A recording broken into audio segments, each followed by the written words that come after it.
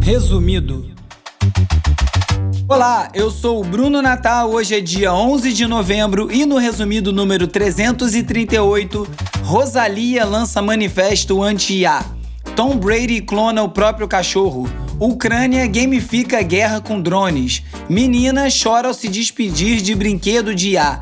Microsoft chama busca por consciência de máquina de absurda. Arábia Saudita quer exportar IA. Google planeja data center no espaço e muito mais. Vamos nessa, resumido.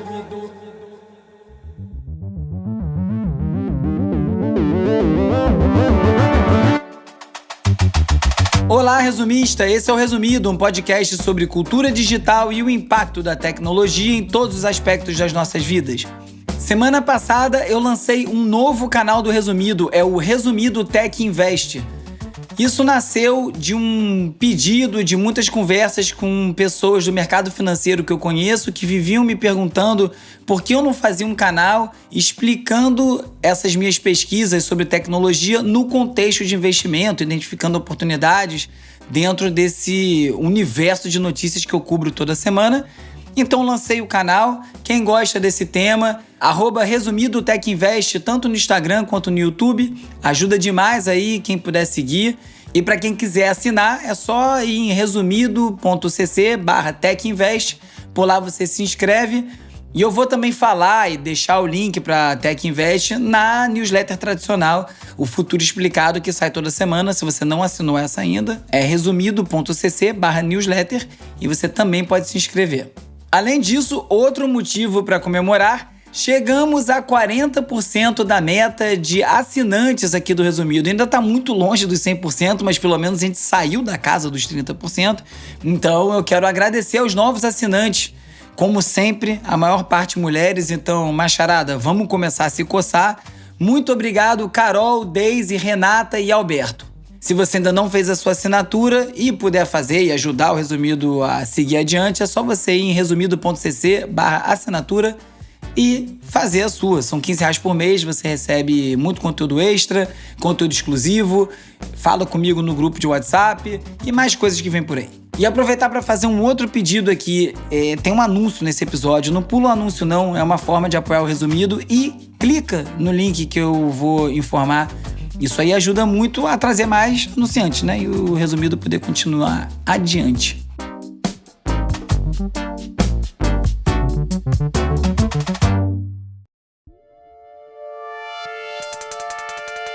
Vamos de cultura digital e como nosso comportamento online ajuda a moldar a sociedade.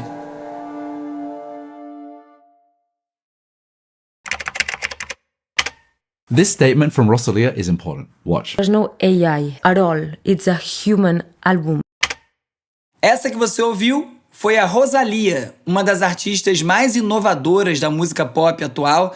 Ela é conhecida por ter transformado o flamenco num fenômeno global. Flamenco, não o Flamengo, né? O Flamengo vai por conta própria, a gente sabe disso.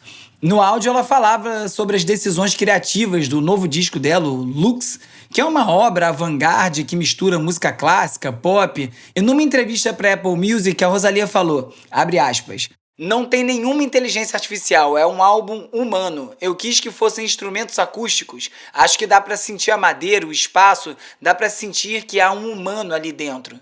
Fecha aspas. Em meio ao crescimento de músicas criadas por IA, esse pode ser o primeiro grande ato de resistência humana na arte. Uma recusa já explícita a essa lógica de automação, de perfeição, de velocidade, de volume. E aí, ao escolher um som orgânico, o erro, a presença física, a Rosalía transformou o simples fato de ser humano num manifesto. Será que vem mais coisa assim por aí? Eu acho que sim. E também na música, uma outra notícia é que o SoundCloud, uma das principais plataformas de distribuição de música de maneira independente do mundo, já foi maior do que é hoje, mas ainda é bastante relevante, anunciou que vai reformular o modelo de negócio inteiro e agora vai focar no humano, nos artistas independentes, privilegiando e até abrindo mão de algumas receitas para facilitar a vida dos artistas independentes.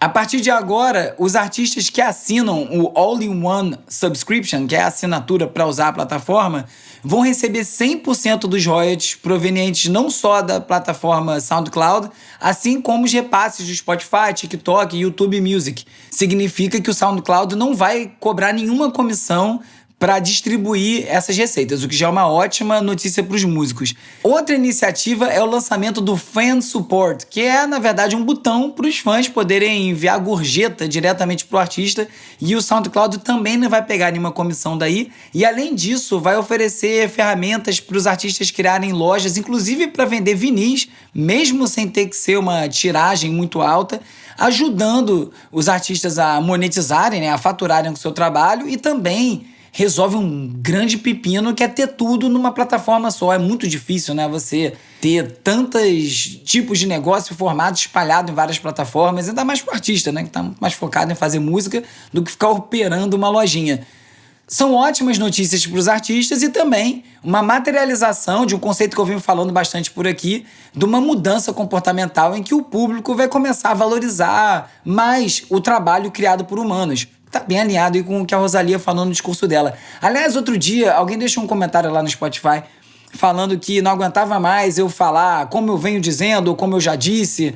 Mas eu vou falar isso várias vezes, porque nem todo mundo lembra de tudo que eu falei. Não é pra eu ficar me gabando, é pra eu relembrar, pra ajudar as pessoas a lembrarem coisas que já foram faladas. E claro que também traz uma certa respeitabilidade pro resumido, quando eu relembro coisas aí, pedras que eu cantei lá atrás. E o motivo que eu tô contando essa história aqui é porque quem não vive online, não tem essa exposição online de trabalhar como criador de conteúdo, publicando e se expondo dessa maneira que eu me exponho, tantas pessoas se expõem também, não percebem como esses comentários são importantes. É por isso que eu falo sempre, para comentar, para compartilhar, para ajudar a divulgar, porque às vezes no meio de um monte de comentário legal vem uma pessoa que fala uma coisinha só para instigar, só para te deixar com a pulga atrás da orelha e incomoda. As pessoas não gostam de admitir não, mas incomoda, é ruim. Então, bora valorizar os comentários positivos aí, né? Bom, voltando aqui ao tema da música, a The Fader falou sobre uma plataforma chamada Subvert, que tá criando uma plataforma de distribuição de música que vai funcionar mais ou menos como uma espécie de cooperativa, para ser uma alternativa ao SoundCloud, que eu acabei de comentar, que mal ou bem é uma empresa bem grande já, e até o Bandcamp, que era o queridinho da indústria, mas que depois que foi vendido para a SongTrader, demitiu 16% da equipe, dissolveu o sindicato, enfim, virou uma coisa que não está mais tão amigável nem para os funcionários, nem para os músicos.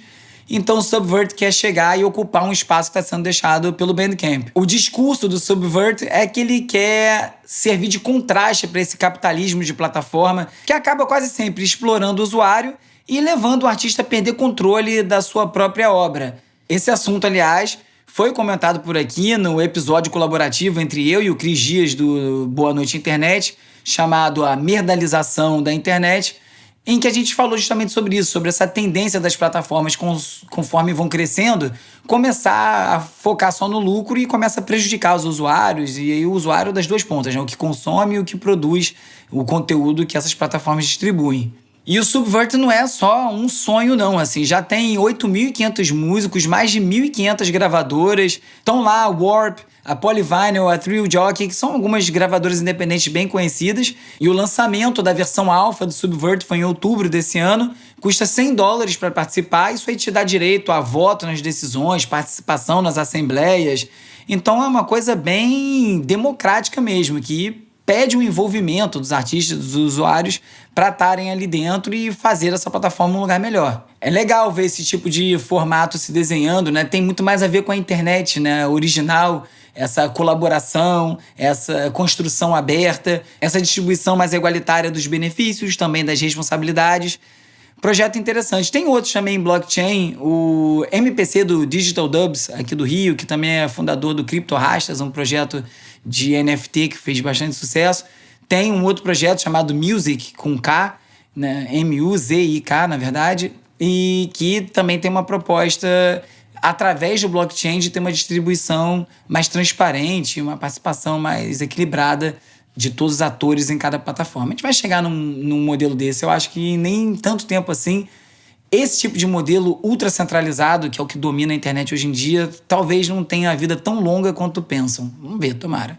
E na Austrália, o governo tomou uma decisão de não criar uma exceção para o direito autoral local que permita às plataformas de inteligência artificial treinar os seus modelos com conteúdo musical. Porque na Austrália, ao contrário dos Estados Unidos e até aqui no Brasil, não existe a lei de fair use, que é o uso justo, né?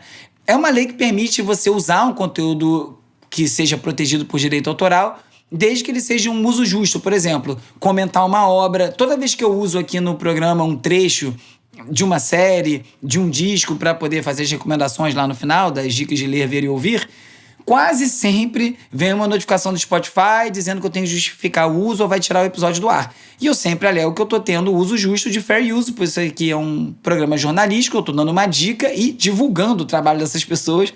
Logo, não vou tirar nada do ar e sempre fica no ar, porque realmente é um exemplo claro de fair use. A Austrália não tem esse tipo de uso, que é muito ruim do ponto de vista jornalístico, mas também não dá para as plataformas de IA essa justificativa de usar os modelos para treinar, porque só está lendo para aprender, usando a obra para aprender.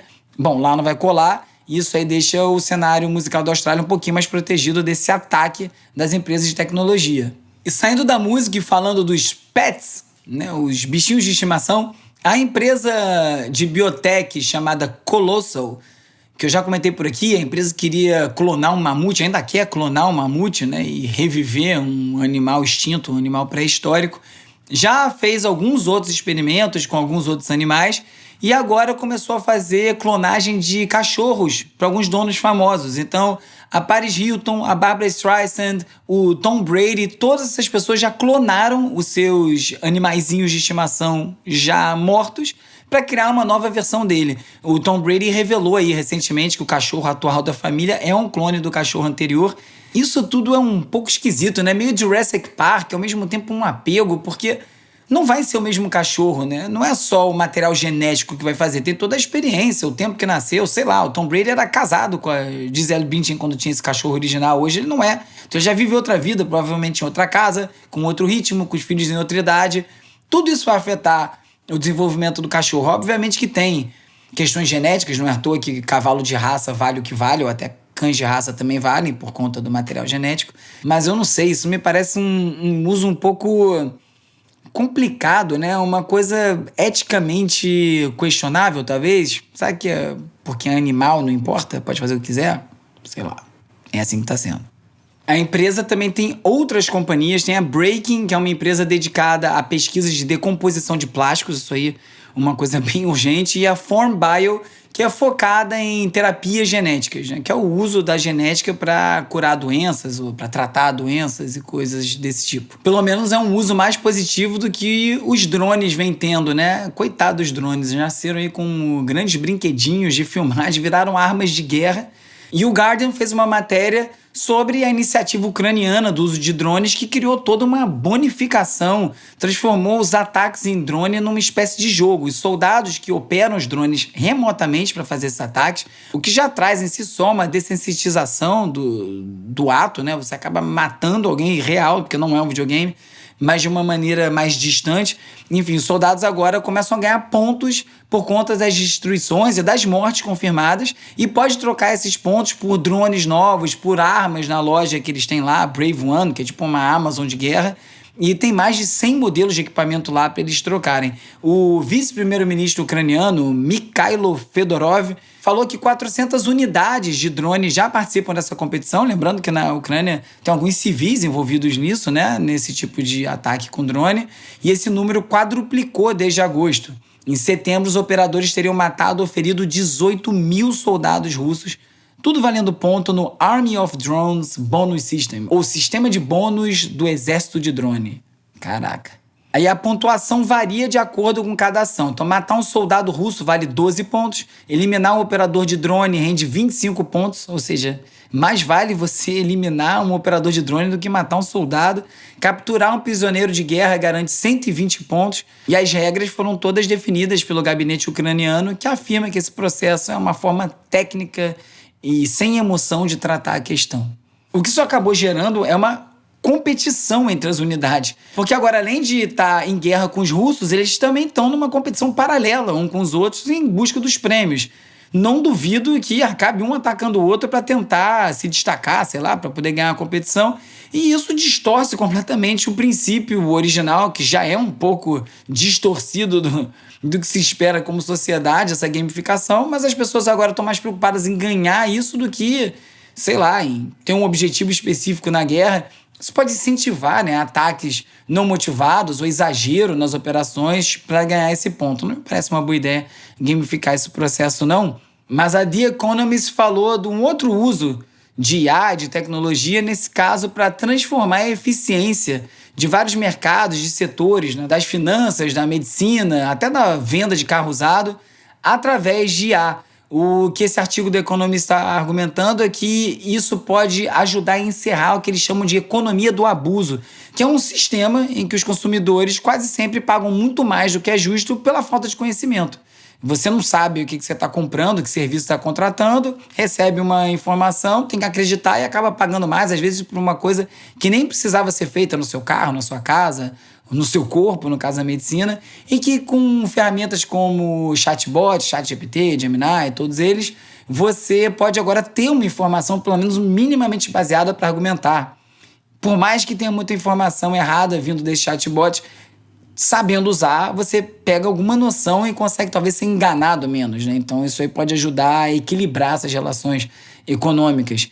Um uso um pouquinho mais legal do que gamificar guerra de drone, né? É isso, usando a tecnologia para nos beneficiar coletivamente. Olha que beleza, olha que sonho dourado. Vamos, internet, vamos que dá.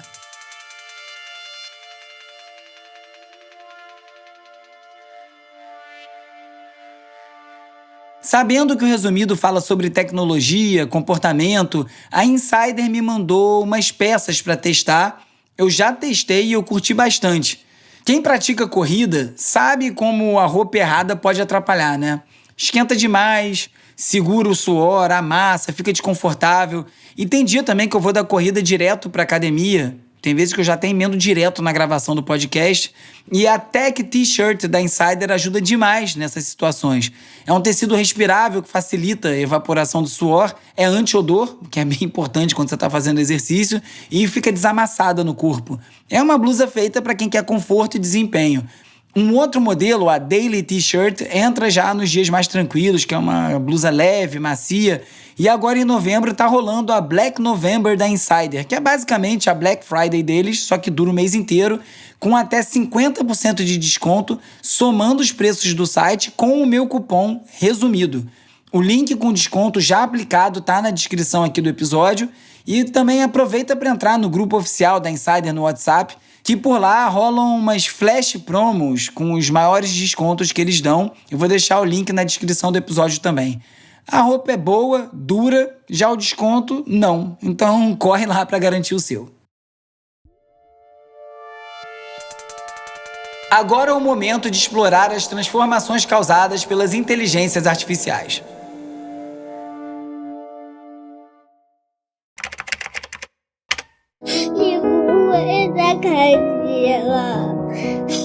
那在姐姐还能说话的时候，让姐姐最后教你一个英文单词好不好？ Memory。 Um vídeo que viralizou no TikTok chinês esse mês mostra uma menina chorando de soluçar, dá uma dó danada, se despedindo de um brinquedo de inteligência artificial, um robô falante que conversava com ela, que quebrou e morreu, entre aspas, né? Depois desse acidente, caiu e quebrou. E aí, quando o pai explicou para ela que não ia ser possível mais ligar o robozinho depois que a bateria acabasse, porque quebrou, a criança começou a se despedir e o robô respondeu pela última vez com uma voz bem suave, assim, tá em chinês, mas dá para perceber o tom, e fala para que vai ensinar para ela uma última palavra, que é a memória, que significa lembrança, e que para sempre vai lembrar dos bons momentos com ela. E a criança chora, chora, chora. É uma coisa emocionante, logicamente, se vê, né? Porque criança é uma coisa que emociona, mas é, ao mesmo tempo, uma ilustração dessa relação problemática que a gente vai vendo entre humanos e chatbots, porque, na verdade, aquele robô não tem vida, aquele personagem não existe, é só uma interação digital que pode ser repetida quantas vezes for num outro robô, Mas a menininha não sabe disso, né? E ao robô se comportar dessa forma, mexe com ela de uma forma e ó, é isso, acho que serve para ilustrar como isso toca profundo o ser humano. Ali numa criança que tem menos capacidade de se defender, tem menos escudos, né? Baixa a guarda mais fácil, não tem conhecimento para se defender daquilo, para perceber. Fica ainda mais claro, mas a verdade é que isso afeta adultos também, como a gente já sabe muito bem, por tudo que a gente vem comentando aqui semana a semana. Num caso inverso, essa fofura toda, a Meta pediu para a Justiça dos Estados Unidos para rejeitar um processo que está sendo movido pela produtora de vídeos adultos Strike3 Holdings, vídeos pornô, que está acusando a Meta de ter feito download ilegal de boa parte dos seus 2.400 vídeos para treinar o seu modelo de linguagem. Um download sem autorização, no caso, né? Esse caso já vem rolando há bastante tempo, mas o curioso é que, para pedir a rejeição do processo, a Meta disse que esses acessos foram registrados pelo IP corporativo, na verdade, são de usos pessoais esporádicos por parte de indivíduos não identificados. Ou seja, a Meta, para se defender, disse que tem executivo assistindo vídeo de sacanagem no trabalho. Que beleza, em que ponto que a gente chegou da história. E em meio a esses casos todos um pouco confusos de IA, um texto na True Grit do diretor Andrew Fairclough defende que há motivos para otimismo em relação à IA.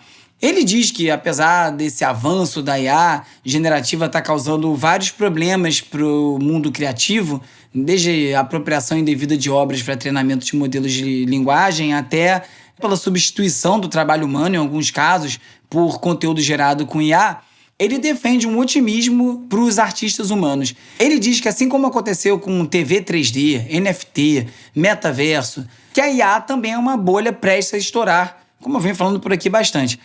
Quando isso acontecer, de acordo com Andrew Fairclough, vai restar só as ferramentas que realmente são úteis, que podem beneficiar os artistas e que isso pode restaurar um equilíbrio criativo. Algumas pesquisas recentes apontam para essa direção. A Columbia Business School falou que quando as obras humanas e as de inteligência artificial são apresentadas lado a lado, o público atribui 163% mais valor para as obras criadas por humanos. Isso aí pode, então, paradoxalmente, aumentar o valor das obras criadas pelos humanos, como eu acabei de falar em relação a Rosalía e a tese que ela está defendendo, ou o caso do SoundCloud aí apostando na criação humana, que isso vai gerar assinatura. O Fairclough também disse que as pessoas reconhecem o que é slop e rejeitam isso, que esse monte de campanha de marketing usando IA, sem revelar corretamente ou claramente usando a IA de uma maneira ruim, vai gerando um desgaste nas pessoas e que isso gera uma resistência cultural que se soma também aos fracassos econômicos, fracassos jurídicos que a gente vê de IA. Tudo isso sendo sinal de uma reversão da percepção do mal que a IA pode fazer. Teve um estudo da MIT que disse que 95% das empresas que tentaram integrar a IA para melhorar, otimizar os processos, não conseguiram gerar lucro com isso, e que várias estão recontratando os funcionários exatamente porque o experimento não deu certo. E além disso, ele cita outros casos, como a Anthropic, que teve que pagar os autores, o processo do New York Times contra a OpenAI, que pode começar a obrigar o setor inteiro a ter que adotar licenciamento, remuneração justa pelo uso das obras dos criadores. Então ele vê esse sinal aí, tudo isso como um sinal de positividade, um sinal otimista em relação à chegada da IA. Basicamente dizendo que esse negócio não vai dar tão certo quanto estão falando e que o trabalho humano ainda vai ser valorizado. A aposta é essa que eu assino embaixo. Inclusive, o Pew Research Center fez um estudo em 25 países que revelou que a maior parte da população mundial encara essa ascensão da inteligência artificial com alguma cautela. A pesquisa fala que 34% dos adultos está mais preocupada do que animada com o uso crescente da IA na vida cotidiana. Só 16% das pessoas se dizem mais entusiasmadas com tudo isso aí. E 42% expressaram um sentimento misto, né? Tem uma preocupação, também tem uma empolgação. E em nenhum dos países pesquisados, os mais empolgados, entusiasmados com o IA são o maior grupo. Ou seja, segue sendo minoria quem acha que isso aí só vai dar bom. Tem muitos mais detalhes da pesquisa que não vai caber comentar aqui agora. Se você quiser ver a pesquisa inteira, no resumido.cc, que é o site do Resumido, você tem acesso a todos os links comentados em cada episódio. Isso é um conteúdo exclusivo para os assinantes. Então, se você ainda não é, assine resumido.cc/assinatura para poder ter acesso a esse conteúdo extra. E quem está indo pelo mesmo caminho, mandando um baixa bolinha aí para IA, é o chefe de IA da Microsoft, o Mustafa Suleyman, que falou que tentar criar uma inteligência artificial consciente é um esforço absurdo e uma perda de tempo. Por esforço absurdo, ele não quer falar um grande esforço, ele quer dizer um esforço sem sentido. Numa entrevista para a CNBC, ele falou que embora esses sistemas aí possam atingir níveis de superinteligência, eles nunca vão conseguir desenvolver uma experiência emocional real, porque não são seres vivos, né? E isso é um elemento essencial da consciência. Então não vai chegar nesse lugar, vai conseguir simular a emoção, mas não vai conseguir sentir uma emoção. Isso aí já está dado, porque são sistemas algorítmicos. Então um modelo que não experimenta a dor, ele só pode criar uma narrativa de experiência. Ele não consegue ter a experiência, não consegue ter o sentimento real. Então os humanos vão seguir sendo humanos.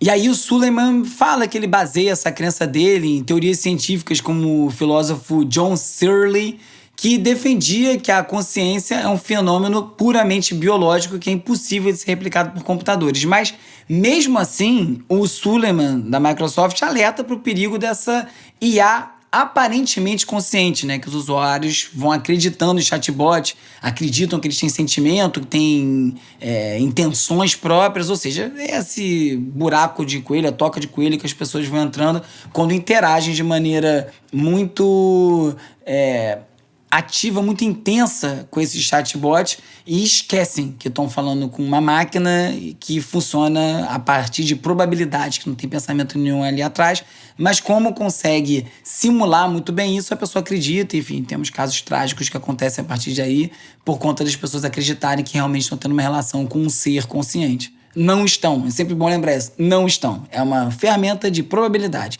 E como erra, né? Pelo amor de Deus. E aí, para fechar, o Suleyman falou uma frase que foi pro Wall Street Journal, essa entrevista, que a gente precisa garantir que a IA seja útil para nós humanos como espécie. Que esse aí deve ser o propósito da tecnologia. Me parece meio óbvio e eu acho que a gente vai caminhar para isso aí. Eu sou otimista em relação a isso, eu não acho que vão deixar a IA tomar conta da maneira que querem. Vai ficando cada vez mais claro que é um grupo muito pequeno que tem um interesse num domínio total de IA, então acho que a gente vai conseguir chegar em algum lugar. Enquanto isso não acontece, a gente vai se defendendo como pode. E uma organização independente chamada Books by People chegou aí para proteger a autoria humana na literatura com uma proposta de criar um selo para certificar que um livro foi escrito por um humano. Essa certificação vem de um processo bem detalhado de verificação, que tem uma avaliação das práticas editoriais, uma análise amostral de títulos, tem um acordo formal de conformidade com os padrões de literatura orgânica. Aí as editoras que são aprovadas recebem esse selo oficial, com uma certificação, QR Code, que pode ser usado na capa, nos metadados e nos materiais promocionais para dizer esse livro aqui foi escrito por humano. Parece besteira, né? Porque você que ouve o resumido provavelmente é uma pessoa bem informada e tem outras fontes e sabe o que está procurando, mas muita gente hoje em dia compra um livro na Amazon, o livro é escrito por IA, porque tem algum título caça-clique envolvendo algum assunto do momento. Esse livro é um slop gerado com IA, um lixo digital, e a pessoa nem sabe e compra. Isso acontece muito em livro digital. Então vai ser bem-vindo um selo assim, e isso vai começar a aparecer para outras coisas, para música, para o cinema, sem dúvida. A gente vai para esse lugar aí da certificação humana. Engraçado que eu não percebi isso quando eu estava preparando o roteiro, não, mas como eu falei disso essa semana, né? Dessa camada humana de certificação, de busca, de interações, da importância da gente ser humano nesse mundo de IA.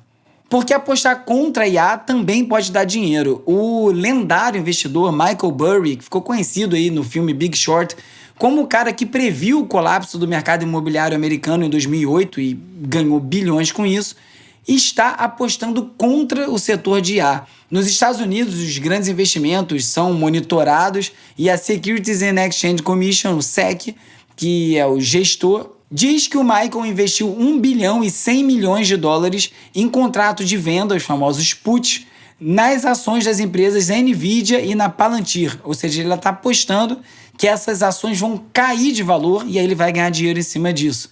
Se quiser saber mais sobre esse tipo de tema, temos agora o resumido Tech Invest. Tá lá, @resumido Tech Invest no Instagram e no YouTube. Essa movimentação do Michael Burry, que é muito famoso pelo acerto, reforça esses temores que a IA, como um todo, está vivendo uma bolha especulativa que logo estoura e vai arrastar a Bolsa Americana inteira junto. Eu acho que essa bolsa estoura sim, mas acho que ainda falta um pouquinho. Hoje em dia a Nvidia está explodindo em valor, né? 5 trilhões de dólares, falei disso no episódio passado. Palantir também subiu 400% em um ano. Mas ainda assim, o MIT já apontou que a maioria dos investimentos em IA tem retornos nulos. Até o CEO da OpenAI, o Sam Altman, já admitiu que os investidores estão excitados demais, né? Então, vamos ouvir aí o Michael Burry e ver se ele acerta outra vez, né? Da última vez ele multiplicou em 489% o valor do fundo dele, depois que ele acertou aí a queda do mercado imobiliário. Será que o raio cai 2 vezes no mesmo lugar? Mas para fechar esse raciocínio, eu vi um texto curtinho do Nowfall falando que a gente está atravessando a era da conexão de escada da IA. A comparação que ele faz é que tá todo mundo tentando acertar muita coisa agora, quando a IA está num momento muito incipiente, né? Quase todas as empresas que vão mudar o mundo, quando a gente ainda se conectava discando pelo telefone, não deram em nada, não existem mais, né? A internet foi acontecer depois que a banda larga se tornou o que se tornou, o iPhone saiu, e aí sim essa nova economia toda se consolidou. Então a gente está num momento muito incipiente já ainda. Como ele diz aí no texto, a gente ainda está no momento de conexão de escada. Então convém aí ter um pouquinho mais de paciência e um pouquinho mais de ponderação quando a gente analisa esse mercado todo. Falta muito chão ainda. Então, convém a gente ter um pouquinho de ponderação ao analisar o mercado, né? Nem tanto ao céu, nem tanto à terra, nem a IA vai mudar o mundo inteiro, nem a IA não é nada, vai ser algum lugar no meio. Então, tem muito chão ainda para rodar em cima de IA. Vamos com calma, que eu tô com pressa. E agora é hora de falar sobre como as Big Tech moldam o nosso comportamento.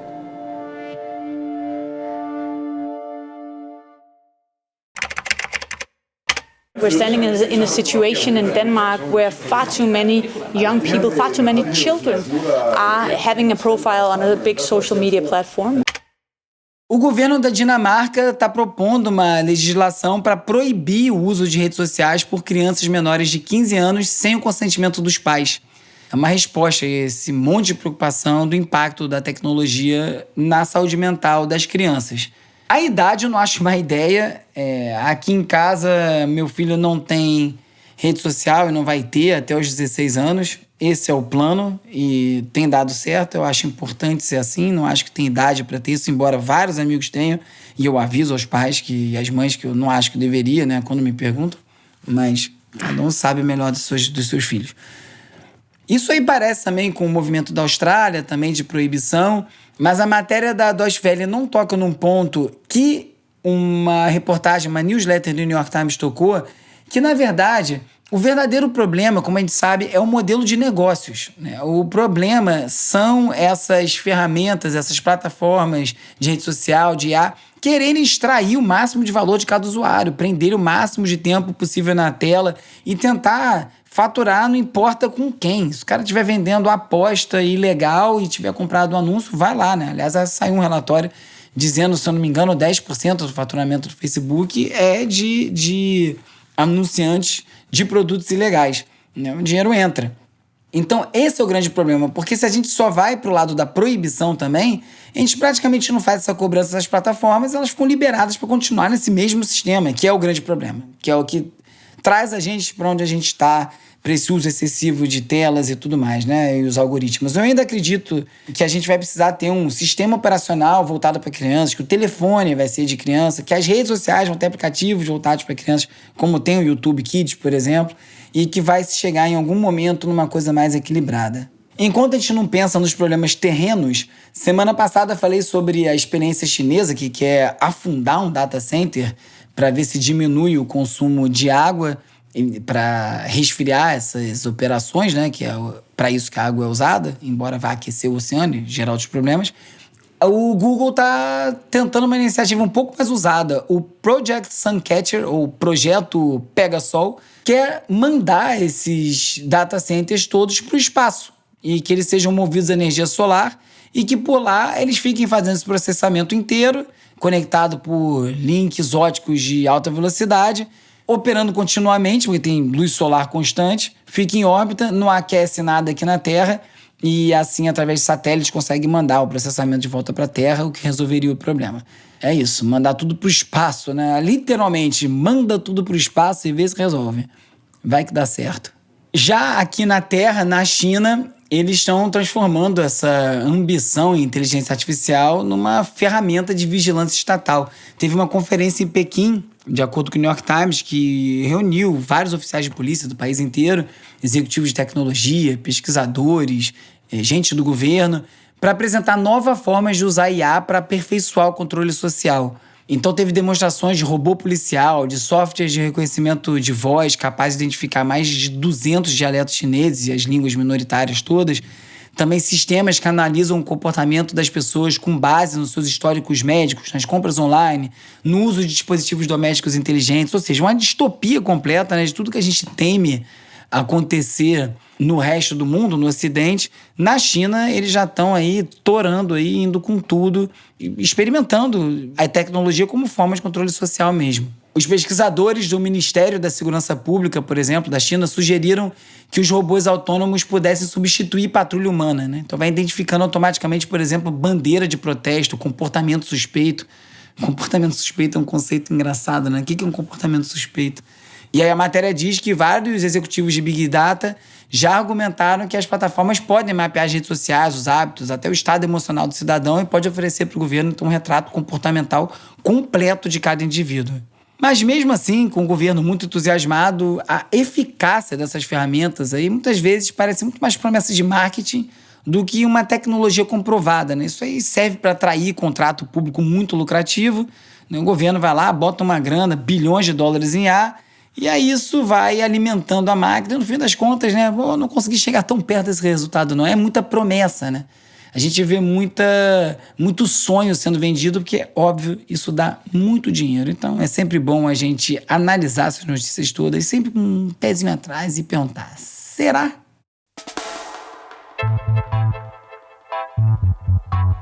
Hora de relaxar com as dicas de ver, ler e ouvir.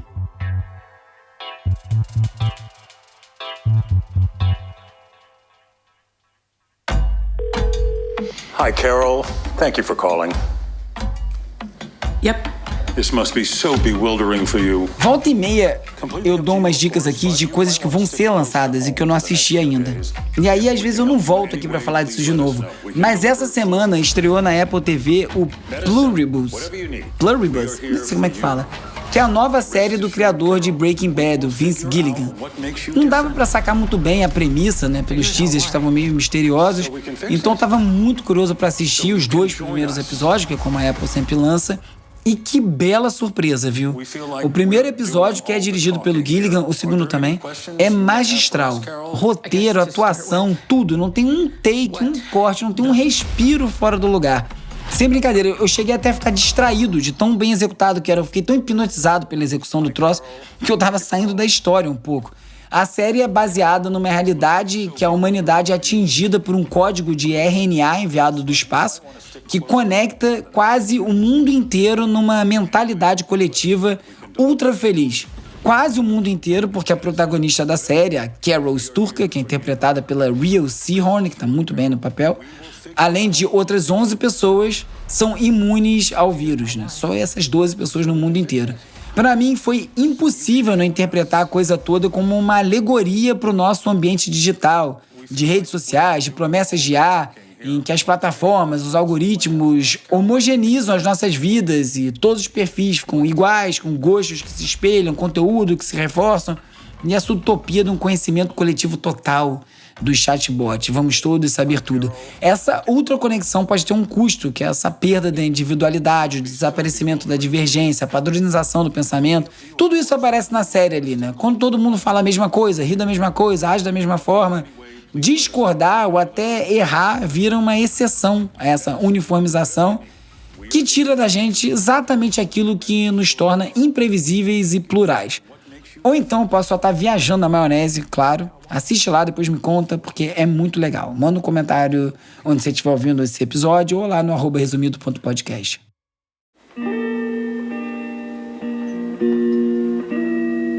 Para marcar os 10 anos de lançamento do disco de estreia, o Khruangbin, uma das favoritas da casa, voltou ao celeiro no Texas, onde tudo começou, para regravar The Universe Smiles Upon You, que agora se chama The Universe Smiles Upon You 2.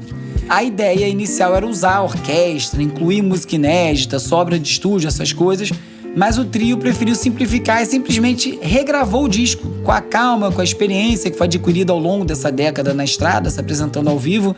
O resultado ficou bem intimista, ficou mais vivo mesmo assim, igualmente hipnótico como o original, mas agora tem uns arranjos de violão, tem uns microfones retrô, tudo isso aí naquele arzinho frio do inverno texano. E aí, ao regravar o passado, o Cru Inhambim dá um passo à frente. Como diria o Lucas Santana, sem nostalgia. Aliás, se você não conhece, vá atrás desse disco aí também.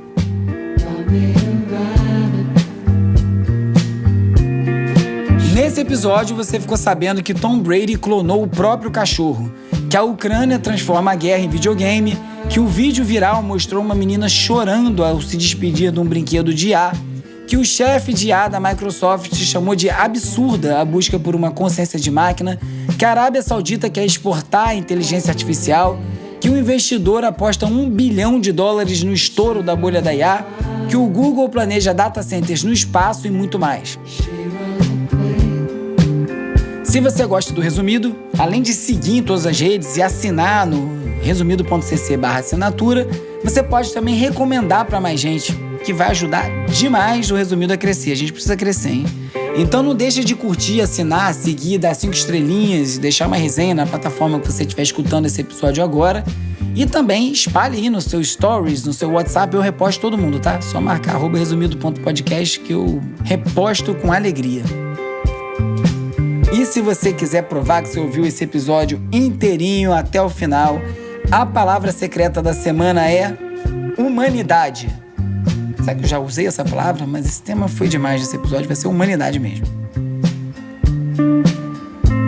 O Resumido é produzido e apresentado por mim, Bruno Natal. O roteiro é escrito por mim e pelo Agenor Neto. O Cauê Marques coedita a newsletter O Futuro Explicado e as redes sociais, que contam com animações do Peri Selmanman e design do Felipe Araújo. A edição e mixagem é feita pelo Hugo Rocha, da Usina Sons. A foto da capa é do Jorge Bispo e o tema original foi composto pelo Gustavo Silveira. Eu sou o Bruno Natal, obrigado pela audiência e semana que vem tem mais Resumido. Resumido.